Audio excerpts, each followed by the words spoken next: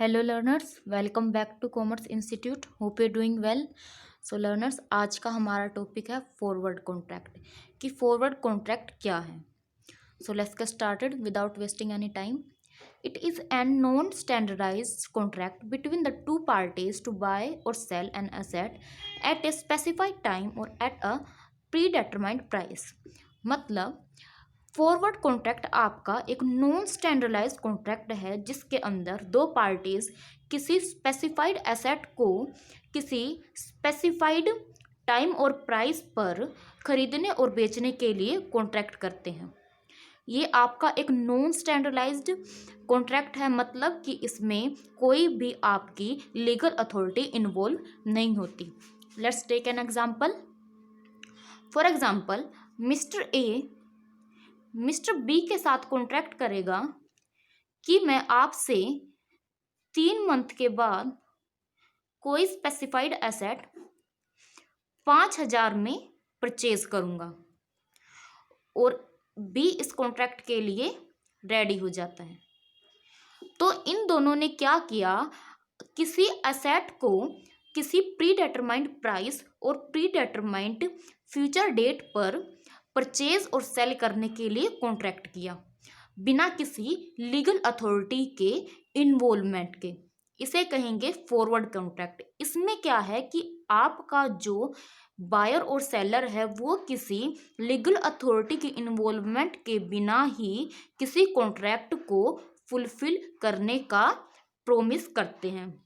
ये आपका normally unsafe माना जाता है, क्योंकि बाय डिफ़ॉल्ट अगर बी प्री डिटरमाइंड प्राइस पर मतलब 3 महीने के बाद उस कॉन्ट्रैक्ट को फुलफिल नहीं करे तो ए क्या है, किसी भी लीगल अथॉरिटी के पास जाकर उसके लिए क्लेम नहीं कर सकता। तो ये फॉरवर्ड कॉन्ट्रैक्ट का एक बहुत ही क्या है, ड्रॉबैक है। So hope this is clear. Next topic is future contract कि आपका फ्यूचर कॉन्ट्रैक्ट क्या है। It is a derivative financial contract that obligates the parties to contract an asset at a predetermined future date and price। यानी कि ये आपका एक financial contract है जिसमें आपका जो बायर है और सेलर है वो किसी एसेट को प्री डिटरमाइंड डेट और प्राइस पर परचेज या सेल करने के लिए ओब्लिगेट होते हैं। इसके अंदर जो आपका बायर और सेलर है वो किसी कॉन्ट्रैक्ट को फुलफिल करने के लिए ओब्लिगेट है। मतलब इसमें आपकी कोई भी लीगल अथॉरिटी क्या होगी, इन्वॉल्व होगी उस कॉन्ट्रैक्ट को पूरा करने के लिए।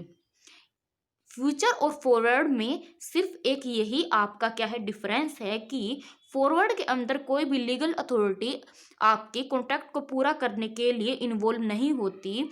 दूसरी तरफ फ्यूचर में क्या है, लीगल अथॉरिटी यानी कि सेबी की गाइडलाइंस को फॉलो करते हुए कोई भी कॉन्ट्रैक्ट किया जाता है किसी प्री डिटरमाइंड डेट और प्राइस पर एसेट को परचेज या सेल करने के लिए।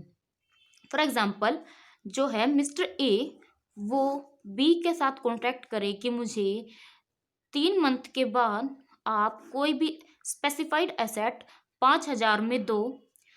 तो इस कंडीशन में जो बी है वो 3 मंथ के बाद अपने प्रोमिस से मुकर नहीं सकता। उसके पास ओब्लिगेशन है कि उसको वो कॉन्ट्रैक्ट पूरा करना पड़ेगा, चाहे वो उसके प्रॉफिट में हो या लॉस में हो।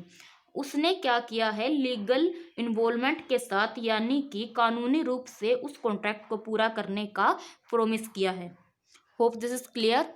So this is all about today's topic. If you like the video, please like, share and subscribe, and don't forget to hit the bell icon so you have all the notification about Commerce Institute. Thank you for watching the video.